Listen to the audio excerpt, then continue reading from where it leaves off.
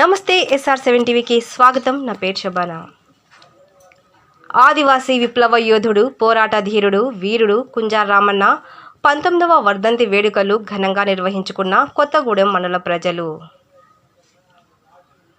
స్మారక స్థూపం వద్ద కుటుంబ సభ్యులతో నివాళులర్పించిన రాష్ట్ర పంచాయతీరాజ్ గ్రామీణాభివృద్ధి, స్త్రీ శిశు సంక్షేమ శాఖ మంత్రి వర్యులు డాక్టర్ ధనసరి అనసూయ సీతక్క, ములుగు నియోజకవర్గం కొత్తగూడెం మండలం మొకాలపల్లి గ్రామంలో జరిగిన కామ్రేడ్ ఆదివాసీ లిబరేషన్ టైగర్ వ్యవస్థాపకులు స్వర్గీయ కుంజార రామన్న 19వ వర్ధంతి సందర్భంగా కుటుంబ సభ్యులతో ఆయన స్మారక స్థూపం వద్ద నివాళులర్పించిన రాష్ట్ర పంచాయతీరాజ్ గ్రామీణాభివృద్ధి, స్త్రీ శిశు సంక్షేమ శాఖ మంత్రి వర్యులు డాక్టర్ ధనసరి అనసూయ సీతక్క ఈ సందర్భంగా మాట్లాడుతూ కుంజార రామన్న మరణం ఆదివాసీ సమాజానికి తీరని లోటని, జల్ జంగిల్ జమీన్ అనే నినాదాన్ని భుజాన వేసుకొని ఇతర ప్రాంతాల వారితో సమానంగా ఆదివాసీ సమాజం అభివృద్ధి చెందాలంటే స్వయం పాలన అవసరం అని భావించి ఉద్యమాలు తప్పనిసరి అని, త్రికరణ శుద్ధితో 35 ఏళ్ల పాటు ఉద్యమ జీవితంలో ప్రజాస్వామ్య సామాజిక మార్పు కోసం అనేక సంఘాలను బలోపేతం చేస్తూ, వెనుకబడిన కులాలను చైతన్యవంతులను చేస్తూ, అనేక పోరాటాలు ఉద్యమాలు చేస్తూ అడవి తల్లి ఒడిలో కన్నుమూయడం జరిగిందని, ఆదివాసీ హక్కుల కోసం, ఆదివాసీల అభ్యున్నతి కోసం నిరంతరం పోరాటం చేయడం జరిగిందని, ఆయన మరణం ఆదివాసీ సమాజానికి తీరని లోటని మంత్రివర్యులు సీతక్క అన్నారు. ఈ కార్యక్రమంలో కుంజార రామన్న కుమారుడు సూర్యతో పాటు ఆదివాసీ ఉద్యమ నాయకులు, ప్రజా సంఘాల నాయకులు, కవులు, కళాకారులు, ప్రజలు పెద్ద ఎత్తున పాల్గొన్నారు. Reporting SR7 TV news, Mulugu జిల్లా స్టాఫ్ రిపోర్టర్ తుర్సా చంటి.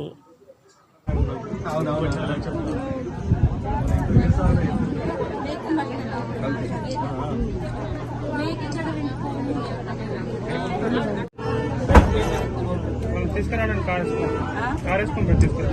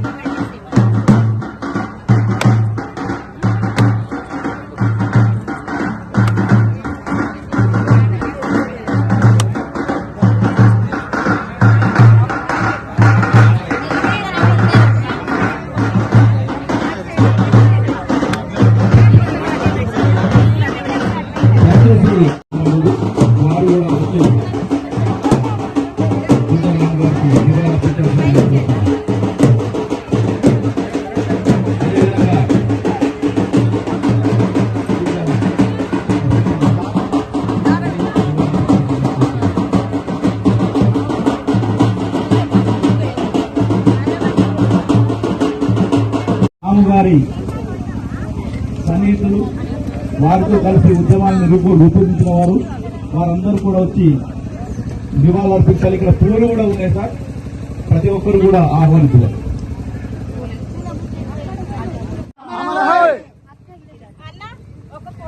ఆదివాసీ సమర వీరులకు జోహార్లు, ఆదివాసీ సమర వీరులకు జోహార్లు, ఆదివాసీ సమర వీరులకు జోహార్లు.